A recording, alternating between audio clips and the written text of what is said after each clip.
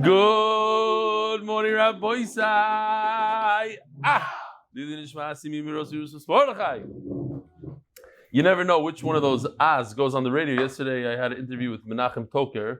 He's a famous radio personality, and that's how he started off with three of these, three different shiurim. It's a little embarrassing. Okay, Rabbi Sai, big tikkun tos. A kid wrote me an email, tikkun tos, that the car cleaning business, you should know, is not in Manchester. He lives in Stamford Hill in London.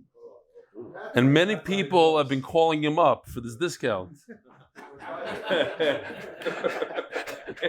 And he's just getting, the phone is ringing off the hook, it says over here.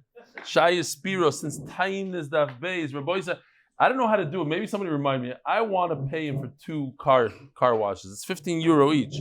For the tirch of picking up the phone, I caused him a lot of tsar, this kid. So it ruined his business yesterday.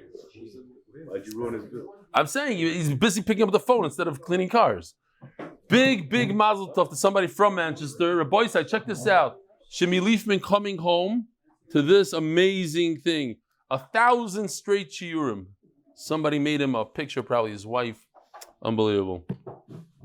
Look what impact you have on these lechtige children. They're out with me for delicious supper at Essen Delicatessen on Coney for finishing Mesechtes Megillah with you. Bebrikas Chakosh V'Sameach. Reb Aryeh, checking out.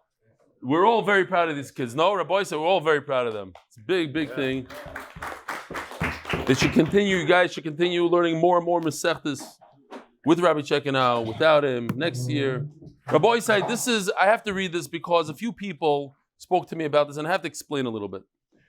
After I gave this whole little whatever. I enjoy your share, and the way you are spreading Torah across the world is incredible. I feel I must protest. The lack of Chabad Torah that took place today. You mentioned a certain fellow who calls going at Tzaddik Marner of Shach Zitzal with the derogatory title Shach, and you said you understand his feelings. Chas v'sholom to say such a horrible thing in public. If that fellow is doing an avero, why must you publicly advertise it? So I got to explain, because right after Shir, Mendy came over to me and said, I was wrong. Look, I never said that he's right. I said that I could understand his pain. Somebody was Pagin, his Rebbe, and he spoke about him like that. I don't say I condone it. I said that I didn't break my friendship with him because of it, and it didn't even bother me at the time because I realized where he's coming from. So all I was saying is you have to be open-minded. You don't have to break. I know a guy that stopped watching the shir because he felt that I didn't have enough kavod for Eretz Yisrael because I didn't come back during the war. Stopped watching the shir. So he hurt himself. He's not learning Torah because different people do different things. Everybody gets hurt. The Yetzer Hara has a lot of ways to break people up. Now I want to tell you something. Here. I'm not a Lubavitcher Chassid, but I would never degrade the Lubavitcher Rebbe. Very good. When Gedolim have a disagreement, and plain folks should stay far away from the Machlokes. Please don't justify that fellow's blood. I didn't justify it. You took it as a justification. Did I justify him?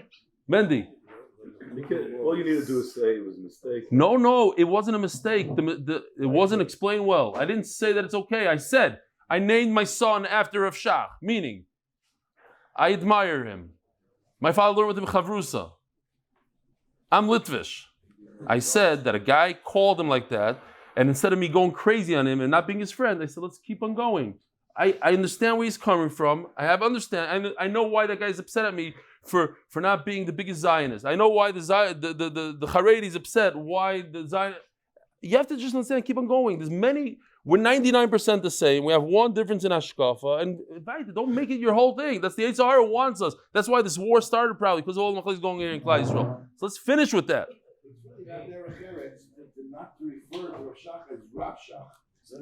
Okay, but that's his problem. That's his thing. Hold on, and I'm not done yet. That's his thing. I'm just saying, talk about myself, not getting insulted by him, because that's all I was trying to say.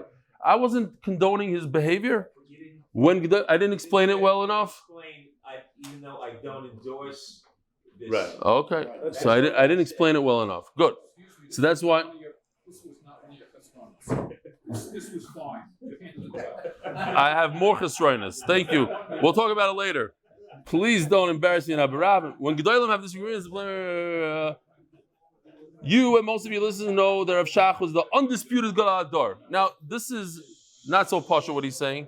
In your circles, Rebbe Nachum Stern, and maybe in my circles, he was the undisputed Galadar. But there's Belzer Hasidim that didn't think like that. There's Lubavitch that didn't think like that.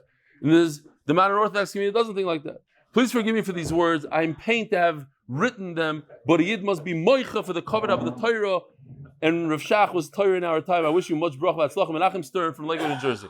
So first of all, no, but I just want to bring it out because if he said it and Mendy said it, then other people are thinking it, and I know this. Now I just want to say this.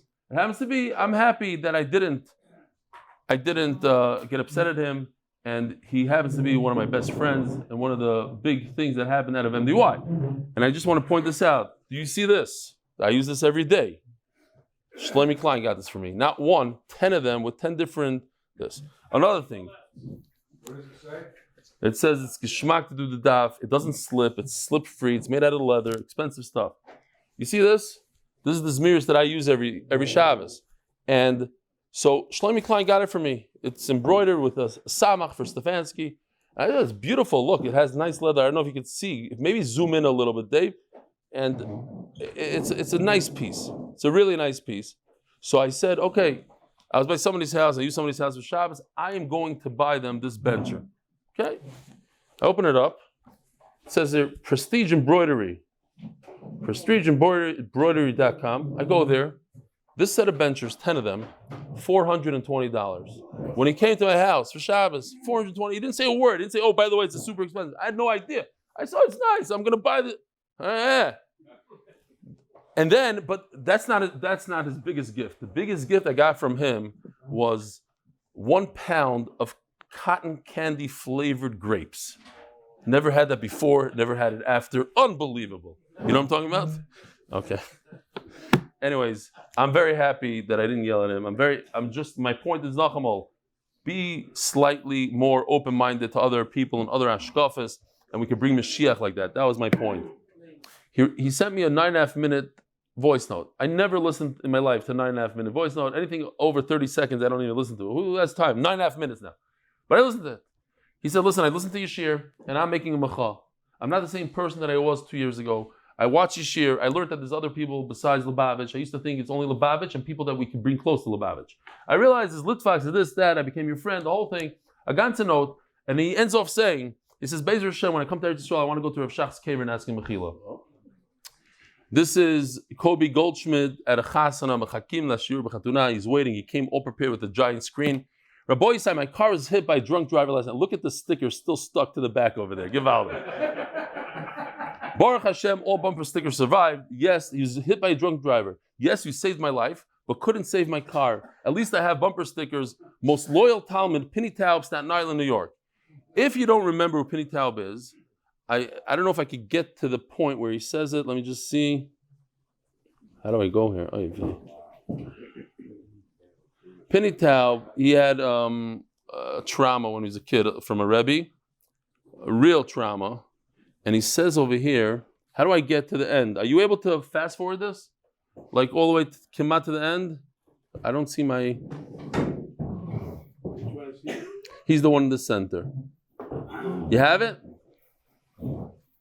This friend who happens to be an Asula paramedic. No. But how do I get to the end? Where do I see the... Please come over right away. No? Soon. Kitzer, he says in this video, he says that he owes his life and his family's life to MDY. We saved him from his terrible trauma that he had as a kid.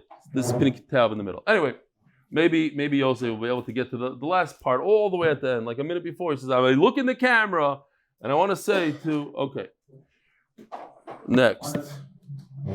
And finally, I'm in Numa for Rosh Chodesh. People go for Rosh Hashanah. Some people go every Rosh Chodesh. This person looks really familiar. This is Rabbi Lit spotting. This is Lit from Nazir. I told him about Daf Yomi Nevrit, Chodesh Tov, Moshe Hamburg. He's a regular with the shir. Rabbi said, I just want to remind the Olam that the raffle is going to be on Sunday. So anybody who donated or still could donate $100 is in a $10,000 raffle. There's not that many people. big bizayon. I have to say this. I said yesterday, the day before, I said I can't believe that nobody sponsored for Yoshi's Art of the Day. Turns out it was a big mistake. It didn't show it on the thing. I don't know why. But you're not going to believe how many people actually pushed that button. It doesn't mean they sponsored for the Art of the Day. They it says $180. 380 people. So I went from zero, I thought it's zero, 380 people sponsored Art of the Day. There's only 365 days in the year. It's 380 people sponsored. So Yishkoyach Gadol. I have to tell Yoshi, he doesn't even know this. I found out this morning. The Masechta sponsored anonymous for the safe and speedy return for all the hostages. Parnas HaChodesh refore Shlima for Elimel ben Tzipora. Parnas HaChodesh Linishmas Zechariah ben Moshe Linishmas Chaya Bas Yosef. Parnas HaChodesh Ahron Fraiman and zchusim for rebellion to continue siyadta dishmaya and teaching Torah to Klal Yisroel. Amen. Parnas HaChodesh Yosef Ben Chaya Sara for all the zchusim that come from supporting limud HaTorah. Parnas HaChodesh Binyomin Rosenfeld for Hatzlacha in business and all my endeavours. Parnas HaShavua l'refua Shlema Mardechai ben Esther. Parnas HaYoim Malki and Gary Gartenberg. Zeich Nishmas Menachem ben Tzvi Philip Harris of Scranton. The Parnas HaYoim Hatzlacha in honor of Jacob Gindi, who looks forward to learning the Daf every day. Hatzlacha G'doyla. Parnas HaYoim kudos to Chabad Houses in Burlington, Albany, and elsewhere for being a haven for empty wires and others of all stripes to daven b'tzibur to and from the eclipse. From totality to reality, it's about the Yomi. From those who benefit from this golden dove opportunity. You can only guess who that is. This is the mumcha in English. The art of the month, anonymous for zchus, for an easy childbirth, for his daughter and a healthy baby. And Parnas HaYoim for the art of the day. Maybe he thought that nobody sponsored it. He said, okay. Tzvi Korlin, in honor of rebellion, everything he's done for me. Gewaldig. Rabbi say, huh? It's ready? Go all the way. Like one. I just turned back to myself. And it literally saved me. And not only me, my family. I'm looking into the camera. Reb Eli, I hope this is going to go to you. But I have to show my Akar Satoif publicly, and I need to thank you. Thank you for changing my life.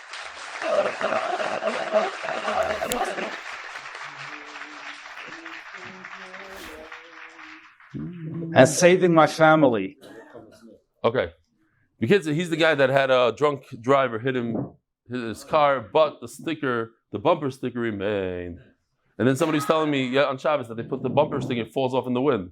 It probably saved part of the accident. It took some of the impact. Says the Mishnah.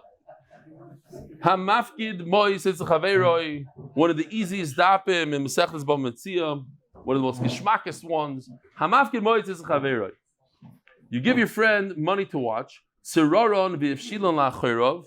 He did something like this. He put it behind it. Now, we got to stop here. There's somebody in the shir, I'm not going to mention his name, who his father-in-law was a famous diamond dealer. And his father-in-law would go like with over $1 million worth of diamonds on his knapsack, put it right behind, and he'd walk in shows like that. But this guy's wife, how do I know the story to be true? Because this guy's wife used to walk behind her father to make sure that nobody's pickpocketing him. Right, Mendy? I mean, the daughter. This guy's wife was his daughter. Yeah. There's another Maisa in Yerushalayim, a guy that had a lot of money. He was a money changer. So every day he would take the bus, but he would hold on to his bag like this.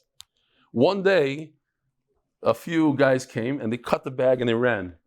So he said, I've been waiting for this day for 20 years. He always used to walk like that and put toilet paper in the bag and put the cash in the back. So they came, they snapped, they chopped his toilet paper.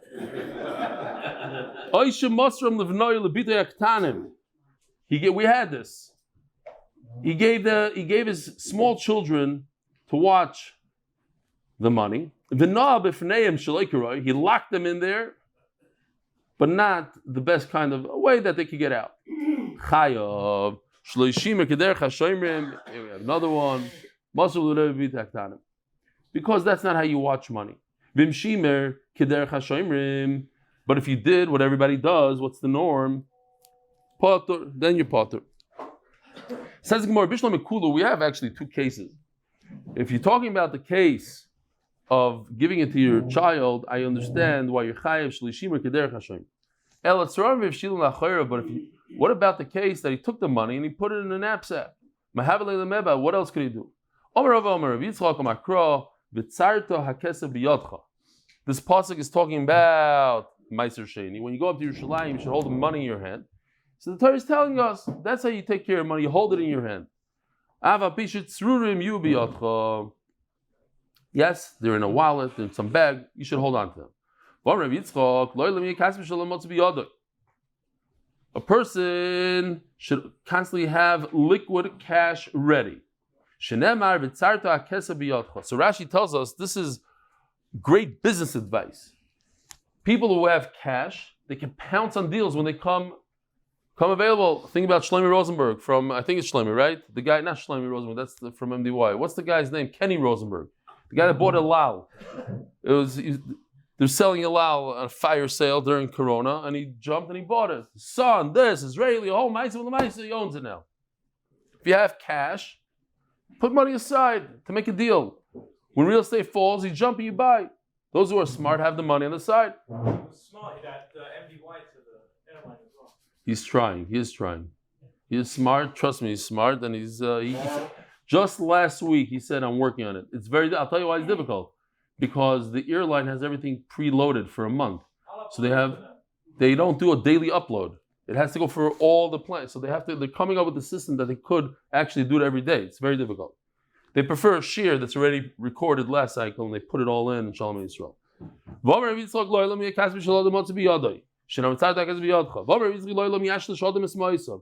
Business advice. Take your money, divide it into three. Shlish b'karka, buy real estate with 1/3. Ushlish b'prakmatio, and 1/3 buy merchandise. Ushlish tachas yoda, you should have 1/3 available in cash. In 1971, Tafshin Amud Aleph, Moshe Feinstein he wrote a very sharp letter. He said, all those who lost money now when the whole was going on with the fuel embargo, whatever was going on in the 71, I don't know exactly, there's some mess going on. People lost a lot of money. And he said the reason is because they took Divrei Chazal lightly. It says in Gemara, Amafkid, Daf Yomi, Amud Aleph, that you shouldn't put all your money into one business. And if you think it's just, Chachamim, that means you lack Yiras Shamayim. You should think about it in a more serious way. Bracha, so Rashi says something interesting. He says that it's misrabe ma'atzma. It multiplies, it becomes more on its own. If you know how much is in there, you won't have that bracha. If you don't know, if it's hidden from the eye, then you have extra bracha. Shenemar yitzav Hashem itchos habracha ba'asomecha. So we can learn the word asomecha samui. That's hidden. The bracha is only found in something that you don't see with you don't have an ayin on it. Ayin hara, ayin. Shenemar yitzav Hashem itchos habracha ba'asomecha. Tana Rabbana. Ha'ilach lamad is garnoi. If you go to, it's interesting. I just realized this, that the word garnoi and in English grain, it's the same word. If you go to measure your grain, garnoi, oimer. When you're on the way there, you say Yiratzay. Oh, we have a picture here of Eina Bracha Metzuya B'Davar Samim Menayin. If you have this $2 million Bugatti, make sure nobody sees it. I mean, what's the point of having it if nobody sees it? That's the whole. Eina Bracha Metzuya. Hitchil Lamud. Once he starts measuring, Oimer Baruch. So if you were to read this Gemara, you would say Baruch Hashrileach Bracha B'Kriyazeh. But if you look into the Noisei Kelim, it says Baruch Atah Hashem Elokeinu Melech Haolam. You say B'Shem Hashem Hashrileach Bracha B'Kriyazeh. Modad V'Achkach Beirach. But once you already measured and then you made the bracha, that's our Gemara. We're being serious over here. Harezet Tefillah Shav. You just said Hashem's name in vain. Lefi She'eina Bracha Metzuya Loi B'Davar Shakol. If it's something that's weighed, you weighed it already, there's no bracha. Interesting. The Yerushalmi women, back in the day, they didn't want the doctors to weigh their babies when they were born. It says in the Gemara, there's no bracha in something that you weigh. Seriously, they made a whole thing out of it.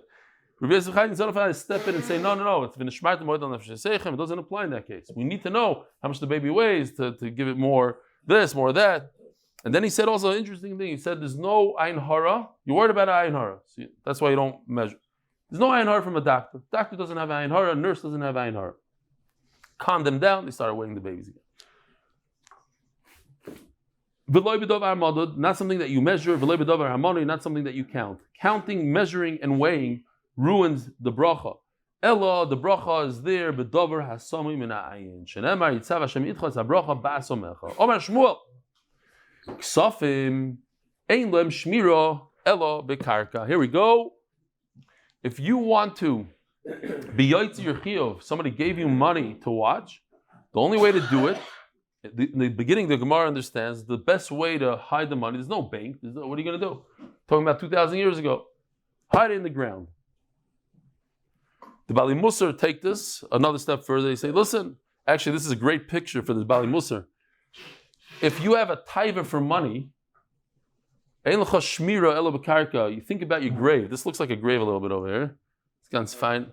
Think about, you're not bringing anything with you, and it could help you deal with that taiva for money.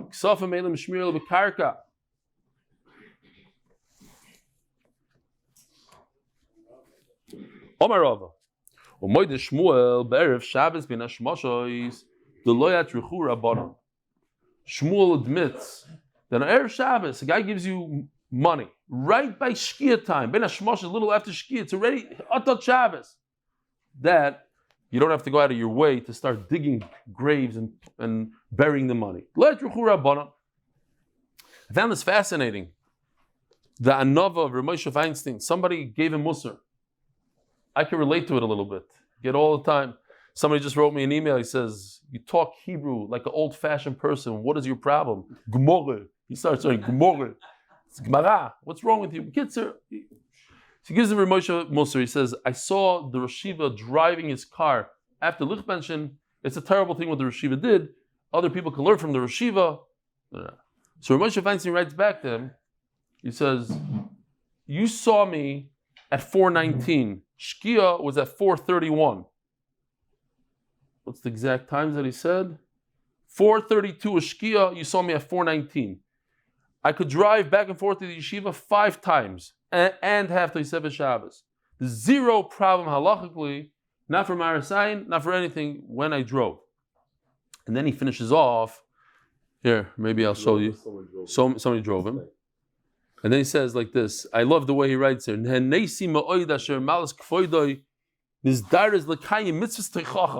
Thank you so much for being mekayim the mitzvah of techacha. Bezrizus, mamish, it just like Motzi Shabbos wasn't even over. You already wrote me a letter before Havdalah. According to you, your understanding, and he says, Lo yesa oid mishas adlokas haneres bakar. Afsheb ein beze shemetz isur af loy mishum marasayin. I will be nether take upon myself because of your musar. I won't drive after adlokas haneres, even though there's zero reason to listen to you. Unbelievable. Another point, because it is Erev Pesach, I, Baruch Hashem, don't have this nisayon. Maybe once in my life I had it, but I know that the Olam does. If Erev Shabbos is a certain way, so Erev Pesach is Ben Benoy Shekav Chaymer. In Erev Pesach, the pressure in the house, making the charoises and the maror and cleaning the last this, and there's not enough food, and you're busy eating yogurts, and you're starving, and the kids are hungry, this, that. There's a lot of pressure in the house. And you can take this, here, the Chavetz Chaim says that there are people who take 0 and make from it gold, and people that take gold and they make 0. What does that mean? He says you can take words that don't cost you anything, and you could uplift somebody. You could build somebody up. Or you could take words and write them a nasty email. No, that's not what he said. He said you can take Birkas HaMazon. Take Birkas HaMazon, which is the Reisa, and just... So you're taking gold and making it nothing, or you take something... So Mamela, when it comes to Erev Pesach, just reminding the Olam, prepare a little earlier maybe, because you could take a golden opportunity of a mitzvah, of the chana, of the such a beautiful day of Pesach, and instead of making it a mitzvah, you make it a huge avera and a big fights and always talking to each other. V'chulu. Zog the Gemara, the ish shalom etzoy Shabbos, shiru l'mikrinu. Now you have somebody's money, you didn't have to put it away. Erev Shabbos is right before Shkia, but right after Shul, right after Motzei Shabbos, you have to go ahead and bury it. And if you waited enough time, shiru l'mikrinu v'loy kavrinu. And then somebody came and stole it. You waited a whole amount of time that it takes to bury. You didn't bury mechayiv, then it's your chiyuv. V'itzur mirabanan. If the owner of the money is a talmid chacham who savar dilma meboyle zuzi lavdalta. Very interesting. A lot of people would be yaitz. It's very expensive to buy a cup of wine. You don't even have the cup of wine. So everybody, the whole shul is yaitza havdalah in shul. But talmid chacham should be makbid to make their own havdalah. Perhaps he doesn't even have a cup of wine. He's going to come to you, take some of his money, and go right away to the store and buy wine for Avdallah. So you're allowed to wait a little bit for that. Says the Gemara, "Va'idna dishchiche gashoshe." This is a gashoshe. They're able to knock. They know that people are hiding money in boxes under the ground. So what do? You take a piece of metal and you start banging around, or if you have a metal detector, whatever, every generation their own thing. You take this piece of metal and you look for some hollow sounds, and then you know that that's where they hid the money. There's no other way. Where are you going to hide the money? Everybody's hiding in the ground. So you're going to go to a guy's house, you start banging around until you find the money. Now, once you have this gashoshe guy, so the only way to do shmira is putting it above in the ceiling. But there's people that break into the attics. So now you hide it within the bricks. Shmuel is the one that said that ain't shmira ela bekarka. You must put it in the ground. So Shmuel says even Shmuel would admit that in our days you could put it in a wall. You have these guys like this dude. He has a special instrument to find money in a wall. Buried in the ground, one tefach from the ground, or within a tefach of the beams in the house. And it says by Chometz, right? Rabbi Yosef, we're mamish less than 2 weeks to Pesach. We know the pasuk says, "V'lo yira l'cha chametz." There's an issur deraisa to see the chametz. So if the wall of the house falls down on top of chametz, it's as if you destroyed it, you took it out of this world. You don't have to find it. You don't have to take it out.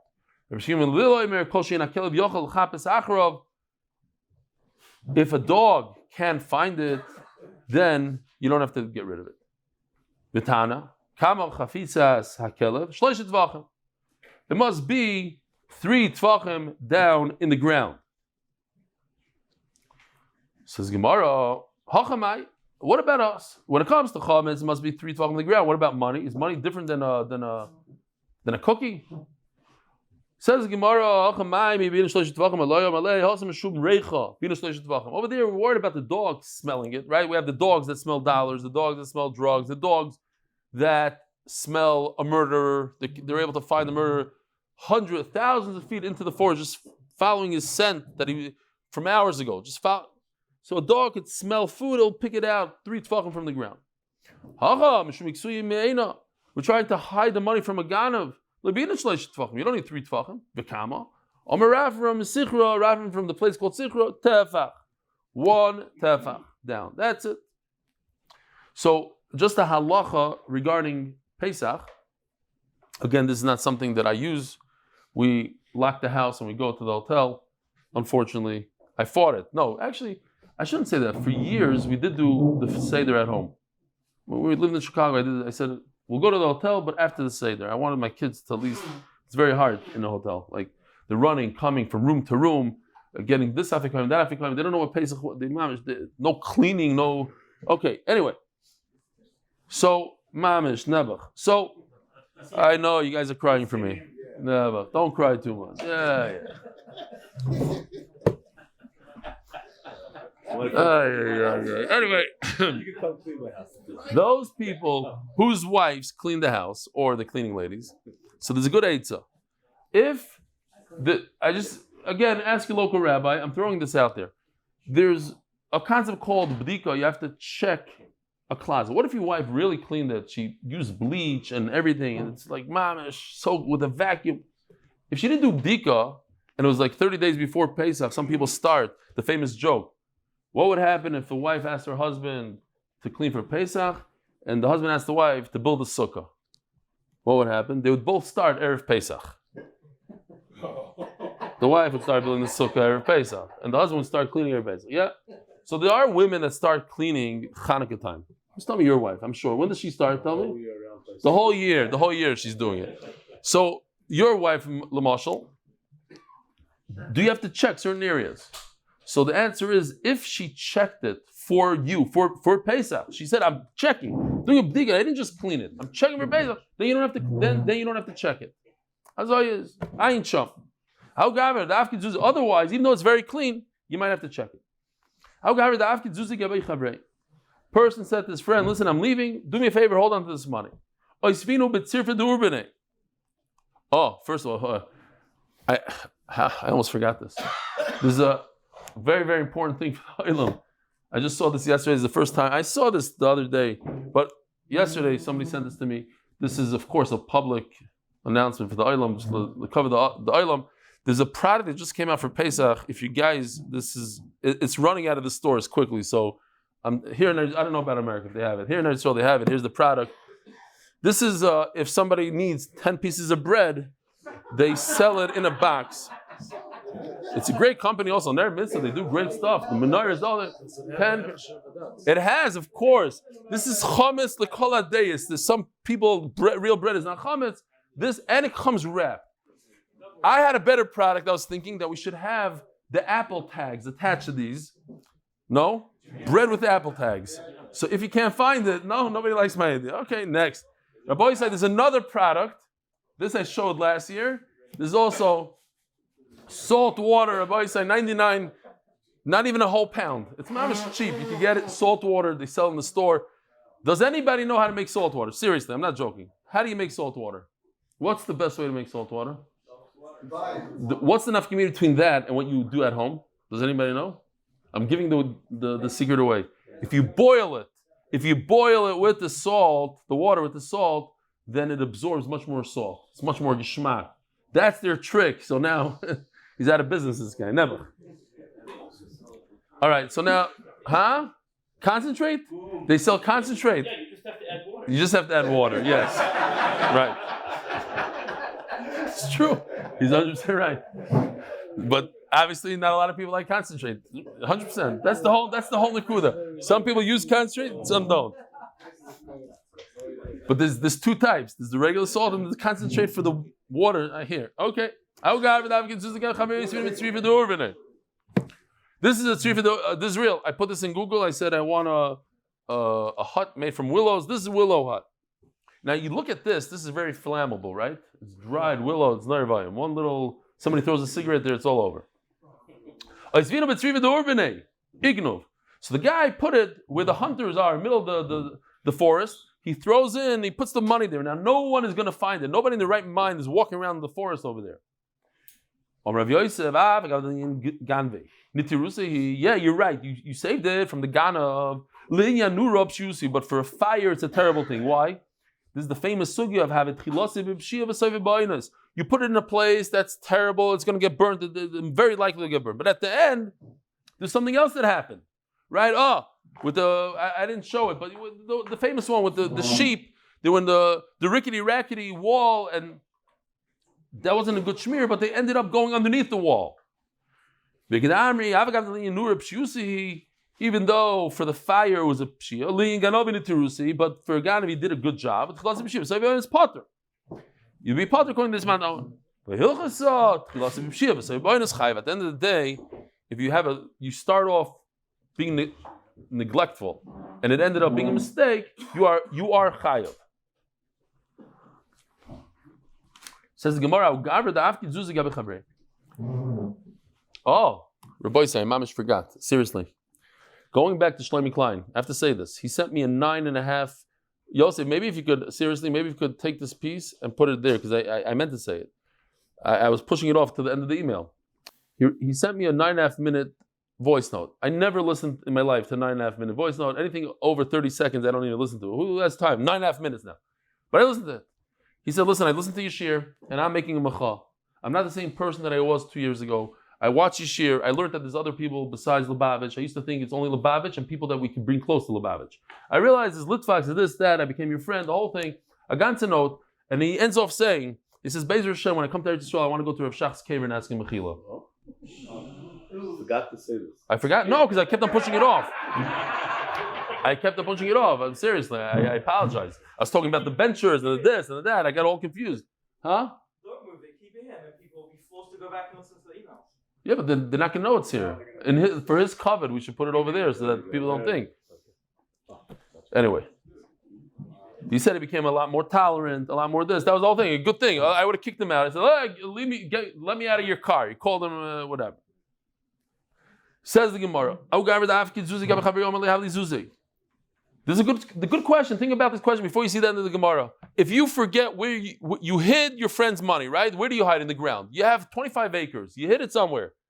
How many times did it happen to you that you hid something, you don't even know where you hid it? I'm right now looking for something I hid last week. I have no idea where it is. Bemis. I hope not.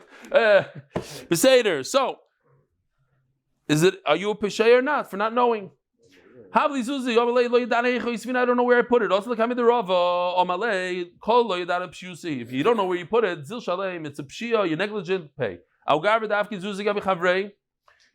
Somebody had his friend watch money. He gave it to his mother. The watcher gave it to his mother. Is that okay? Rabbi Isai, could you give money to your kid to watch? Somebody gives you $1,000, you give it to your kid and your kid loses it. Yes or no? Good or not? We forgot the Gemara. Let me give it to the mother. We're going to read it and you're going to say, oh, yeah. He gave it to his mother, not the kid. Is the mother like a kid? And she put it into a box. So we have a number of stories that have this thing. What are we going to do? We have a little bit of a dilemma. If we tell the guy, you are a shomer, shamas al shomer, yeah, this case right over here, one shomer gave it to the other one, and then comes the ganav and steals it. Halacha is you're chayiv. So why did you give it to your mother? Omar is going to say, Daf Yomi Amud Beis, kol hamafkid al das ishtoyu bonavu mafkid. When you give someone something to watch, you have in mind that he's probably going to have his kid or his wife. So over here, he's going to have his mother watch it. Moshe Feinstein talks about over here because of Kol HaMafkid Al Das Ishto Yubanov, something that I would have never thought. If somebody hires you as a Mashgiach Kashrus in a factory, it's Al Das Ishto also, he says. You can take your wife and have her sit in for you for a few days. That's what he says. The Stam, as a good Maisa for Lekavit today, the Brisker of, somebody asked him what? It's to check to make sure this. But he goes into the whole thing. You can't give her a job if the owner of the company has to come from another source. Okay, but yes, halavai. The brisker Rav, she did a whole challah baking thing. The brisker Rav, somebody asked him, what are you supposed to be mechaven for matzah? When you go to matzah bakery, what should I do? How should I be mechaven? So he told them you should be mechaven. You know that lady, that elderly lady that's doing this, and she's maybe an almana. Be very careful not to hurt her feelings. That's what you should be mechaven. That's the biggest kavana. And just yesterday, somebody said that they're doing the Birkas Hailanis now. So he invited me to his house, Birkas Hailanis. So there's a famous meiser, Shlomo Zalman Auerbach, he used to go to an almana. They were doing Birkas Hailanis, and the almana had a tree. So one time he said, Rebbe, isn't it better to do Birkas Hailanis when there's two trees, not one tree, and this tree is a little bit weak already? He said, when I go there, the almana is watching me from the window, and she has special hana. I'm a kind of mitzvah d'oraisa. It's much better for Hashem that I'm being kind. This mitzvah d'oraisa, maybe not with the best tree, but I'm helping out the almana. Okay, Zog the Gemara. Maybe the mother should pay. She was negligent. He never mentioned to me anything about that he's a shomer. He just gave me money. He said, take it. So let's go back to him. Why didn't you tell your mother that it's yours?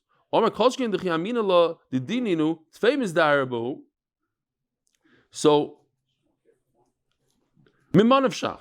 if she knew that it's something that he's watching, she'd be very careful. If she knew it's her son, she'd be even more careful. So, Lamaisa, like the famous Maisa with Reb Shalom Shvadron, he sees a kid getting really hurt. Something happened to him, broke his leg or something. So he picks him up, comes down, starts walking with him to the doctor.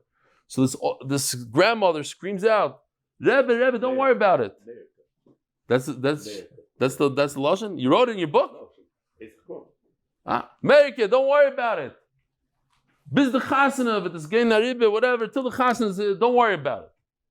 Okay, and he gets closer to her, also she realizes that it's her grandson. She started screaming, "Oh, what's going to be with my grandson?" He said, "Oh, when it's your own kid, all of a sudden you care if it's somebody else's kid. Biz the chasana. So over here, her own kid should do a bigger shmir. There has to be two shavuos here. First of all, he has to swear that he gave it to his mother. Okay, once we know he gave it to his mother, then she swears that she put it into a box and it was stolen and potter. And then potter. Oh, sponsors. Innovations. My uncle Rebbe Chon Pressman and zchusim official mitzvah motivators in honor of the limits for sponsoring Sfarim for the daily Ner Talmud learning, and the Gersman brothers for the yards of their grandfathers, HaChaver Moshe Ben Yerachmiel Olav Hashalom, an original real Yaki, and a Rav Eliezer Moshe Ben Shema Zatzal, Reb Shema Zatzal. That's his name, Shema. There was an apotropos in charge of the orphans, the Yisomim. He went out and bought them a tractor. He bought them a bull. What do you do? He's just in charge. By the way, I have a little, okay, we don't have that much time. It says, it's actually very funny. The two people I'm named after were the sponsors from Amud Beis, Eliezer Shema. The correct name is Eliezer Moshe Ben Shema Gwartzman. I'm a second cousin of the Gwartzmans. When I got married here in Israel, the Rabbanut didn't believe that Shema is a real Hebrew name. Rab Arnold, Efrat, Israel. Kisses, we got it from different places. That's his name. I got from the Gwartzmans. Okay. Rabbi says here's a picture of this bull that he bought. You can see the teeth are on the floor somewhere. A hotnish kein seiner. He doesn't have teeth. He didn't have what to eat with. And he died. Rabbi say, one more thing. I know it's one of these dapim full of stuff. How many people in this room thank the HaKadosh Baruch Hu for their teeth in the last year? Ashi! I do. I thank you for everything. No, everything doesn't count. When did you say, Hashem, thank you for my teeth? Everything is too general. Yesterday morning. Okay. For teeth? Yeah, Givaldik. Rabbi Victor Miller was once in office, and the nurse says, here, Rabbi, take this cup, put your dentures in the cup. He says, I don't have dentures. She says, yeah, I know. They all tell me the same thing. I'm going to turn around, you put it in. He says, no, I really don't have. Then he asked her the question. He says, when was the last time you thanked Hashem for your teeth? Think about it. You have teeth that cut the food, then they chew the food, then they do this, different types, different that. He said, I thank Hashem every single day. I don't know if he said once, 3 times, whatever he said, and that's why I have a beautiful mouth of teeth. Says the Gemara, what should we do? We have a big dilemma here. The Apitropos bought a lemon. He bought an ox that doesn't have teeth and it died. The guy that sold it to him sold him a lemon. We have a third person. In your minds, who's the most responsible here? The shepherd that watches the animal, the guy that bought the animal, or the seller? Who's the most responsible, Rabbi Isai? Again, the seller, the buyer, or the guy taking care of the animal. The Gemara is going to tell us the guy taking care of the animal, he's the most responsible. Interesting. If you tell the Abitrobas, go pay, you bought a lemon, it's not my responsibility, I gave it over to the shepherd. And if you tell the shepherd, pay. What should I do? I put him with all the other bulls. I gave him enough food. I didn't know that I have to sit there and watch him chew. Asked the Gemara, what do you mean? The shepherd is considered Shem Sachar, he gets paid. He's working directly for the orphans. He should have made sure that everything is working condition. Says Gemara, you're right. Typically speaking, if the Yisraelim lost out here, we would go to the shepherd. So the halacha is the shepherd is responsible. That's the end of the story. The Gemara says, we're talking about a different story here. There's no loss for the Yisraelim. They bumped into the original seller. They complained to him and he paid them back. The Gemara says, how should we pass in it? So who's suing who? Explains the Gemara, the owner, the seller is complaining. He wants money from the apitropos. He should have notified me that I sold him a bad bull. Now, if you're thinking for a second, wait a minute, you sold somebody a car. So the buyer has to notify me that the transmission is no good. You know about the transmission, not the buyer. So that's what the Gemara asks. What do you mean? He sold it. He should have known that there's no teeth. No, he doesn't know. Why? He's just a middle guy. He's a dealer. He never actually looked inside the mouth of this bull. He buys and sells within minutes. So he didn't know. Hilkach, what do we do? The dealer, the seller, he has to make a shvuah that he didn't know what's going on with the teeth. And the shepherd ends up paying the basar bezal. He has to pay 2/3 of this animal. It says u'mishalim bakara. No, bakara means a shepherd. He's supposed to check any time. He's the one that that's the Gemara said. No, that the Gemara says. That's what I said. It's funny. That's not what we would think. Gemara says he's a Shem Sachar. The Roy is a Shem Sachar. He needs to check. He needs to know. How gavid the afkid kishuso gavid chavrei? This is hops. You make beer out of hops. And he said, "Okay, watch my hops." They not be carried the kishuso. He had his own pile of hops. He's a wealthy guy. He makes beer. I don't know if you ever had the big opportunity like I had. My older son, he said, I want to make beer. He comes to the house, big barrel, and he starts putting hops in there and things, and you get these, you can make. I said, what are you doing? Just buy it. No, it tastes better, the whole thing. Before I know it, he has a bottling machine, because he's going to have a lot of beer, he's going to sell beer, a whole cheshbon. He bought these pieces of metal that you just, and you have a thing that just goes on the bottle of beer, a whole mysa. Kids are finally, the beer's ready. No, you couldn't drink. It was like not drinkable. So we'll try it again. The kids are now, we're left in our house. We have like barrels and machines. And he moved on to Miami. Okay. Shkoyach. But he got rid of the cats. Rabbi say he got rid of the cats because the baby got rid of them. Only Sarah say, Mahai Rami. So he tells his guy that takes care of his house, he says, I want you to take from the right pile. The right is mine, the left is I'm watching. He didn't say it, he says, take from the right. Of course, the guy goes, messes up, takes from the left. How do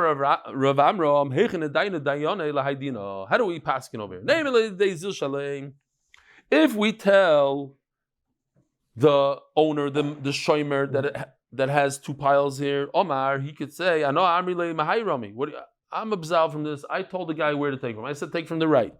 He didn't listen to me. So what do you do? Go to the guy in charge of the house. You messed up. He told you to take from the right. Omar. I personally learned a lot from this line over here. I don't know about you. This is like the email that I read with when I said the Rav Shach to me. He said take from the right. Oh, but he never said don't take from the left. You hear what's going on here? You tell your kid, take from over here, and he doesn't listen to you. He takes from here. He's right. He could have a taina. You think that he's thinking like a Gemara cop. I said take from the right, meaning not from the left. No, the person doesn't have to understand that.